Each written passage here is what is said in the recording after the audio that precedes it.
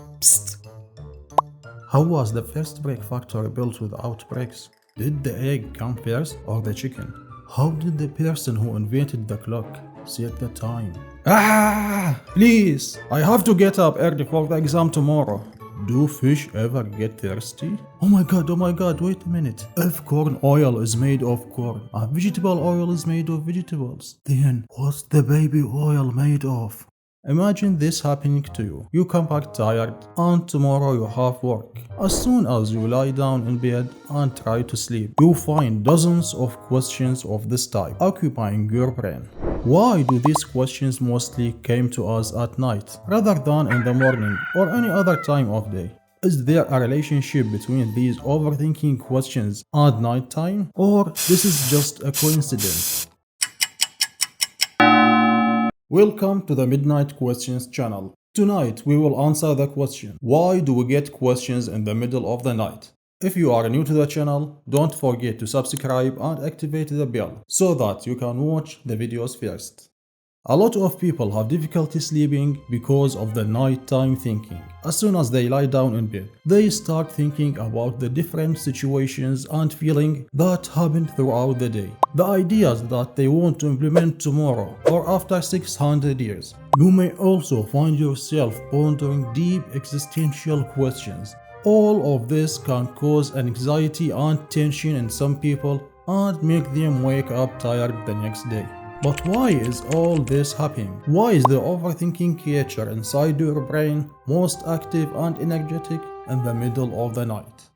If you think that the matter is just a coincidence, let me tell you that a number of explanations for this. The first and most important of these explanations is calm. Yes, calm. One of the reasons why thinking increases in the middle of the night is that the absence of any distractions at this time, such as light, noise, television, mobile phone, and other things that distract you throughout the day.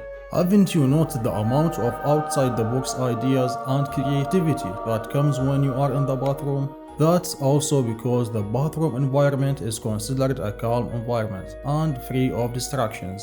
So it's an ideal environment that gives the brain the space to think and retrieve information. The information that your mind was collecting during the day. The problem that already exists in your life. Even the girl that provoked you and you do not know how to respond to her. Your mind starts to find a nice responses that you could have silenced her with. The bottom line is that calmness and the absence of distractions play a big role in asking these questions. You want to sleep while you are not tired? You came here with your own feet. Ha ha ha ha. I will not leave a thought in the universe that I would not think about. Ha ha ha. One interesting explanation is a phenomenon known as neuroplasticity. In brief, when the brain enters a state of rest, it's relaxed enough to be able to create a new neural pathways, which in turn are responsible for linking thoughts together. And this in turn makes these moments the ideal moments where creative solutions to problems emerge and let us focus on details we were not paying attention to before. In addition, sleep time is the time in which the brain processes all the information that was stored in it during the day. It starts to organize and arrange it together, stores the important information in the long-term memory, and gets rid of the unimportant information. What the is this? Wake up, you idiot! What are all these letters and numbers? Where did you get it from? I was feeling bored on the bus, so I decided to read all the car numbers along the way. Somebody kill me, please!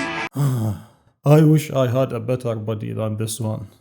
One of the professors of neuroscience and cognitive science at Johns Hopkins University says that a person is only aware of a small part of his thoughts. The vast majority of our thoughts reside in the subconscious part, which is the deep part of the brain. These thoughts sometimes emerge during sleep while the brain is processing the information. The random thoughts that come to your mind throughout the day are completely unconnected until the moment you give your brain the freedom to roam freely in the subconscious area. And the most appropriate moments are in the middle of the night, when the brain begins to link that information. That's why when you put your head on the pillow at the night, a bomb of thoughts will explode in your brain. So, if I want to stop thinking at night and want to sleep so that I can wake up the next day for the work, is there a way to do that? Or this type of overthinking endless? The advices you often hear, such as listen to the radio, a podcast, watch TV, all these tips are useless and usually have a counterproductive results. So, what are the solutions that we can use to convince our minds that we are in bed to sleep, not to win a Nobel Prize in thinking? The truth is that the issue is simple and there is several factors to work on.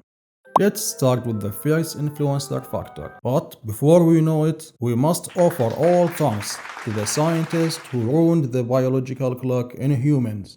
And who is it other than Thomas Edison? Yes, Thomas Edison, the one who invented the light bulb. Thanks to this invention, there is no longer a difference between night and day. As a result, the biological clock was affected, as was the secretion of the hormone melatonin, which aids in sleep. Light is one of the most important causes of insomnia, which in turn gives your brain the time it needs to continually bring new ideas to you. By the way, to make you hate Thomas even more, he hated sleep and saw it as a waste of time. One of the most important reasons why he invented the light bulb is so that humanity would give up sleep, stay awake all the time, and produce more.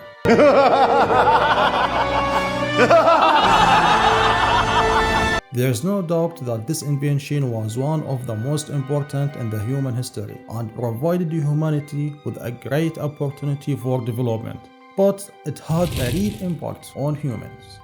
The second factor is things that enter your stomach before bedtime. Firstly, try to avoid drinking coffee or any drink that contains caffeine at least 6 hours before bed, and also don't go to sleep with a full stomach. Another step to help you sleep better and reduce overthinking is to set a specific time to sleep every day. You must go to bed at least an hour before this time, so that if your brain wants to surprise you, you will have enough time to hear it before your actual sleep time. I mean, if you are used to going to bed at 12 o'clock, go to bed at 11. You have a full hour to think. To think about your genius plan to earn $1 million in a week, the list of countries you want to travel to, the great speech you will give tomorrow. Add to that, this extra hour without any light will give your body enough time to make melatonin. Still can't sleep? Okay, let's try one last thing with you. One of the best ways to overcome difficulty sleeping is to have a ritual that you practice before sleeping. This idea is similar to the habit tracking, which discussed in Atomic Habits book. Simply put, when your brain becomes familiar with a certain routine, this routine will become a habit. Let me simplify it further for you. When you used to take a quick bath before bed or read a few pages of a novel, over time your body adapted and it automatically sent signals to the brain to prepare for sleep whenever you perform these rituals. One last piece of advice. For me, I often find that getting out of bed is the best way to stop the constant chain of thoughts. I mean, instead of continuing to toss and turn in the bed, trying to force my brain to stop the thoughts, which in turn does the opposite and thinks more and more. I simply get out of bed, drink a glass of water, take a quick shower. This in turn stops the thoughts and makes falling asleep much easier. Oh, I forgot something else. Writing down thoughts is also one of the things that helps me sleep. I mean, sometimes I find myself repeating the same idea over and over. I fear forgetting the details of this idea in order to complete it tomorrow when I wake up in the morning. Recording this idea helps my brain stop worrying about losing it, which also makes sleeping much easier. Thus, we have answered the question, why do we get questions in the middle of the night?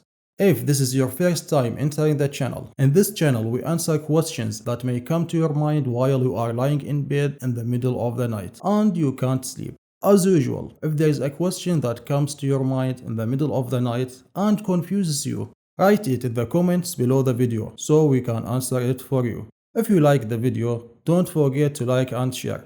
If you are new to the channel, subscribe and activate the bell so you can watch the videos first. See you in the next episode.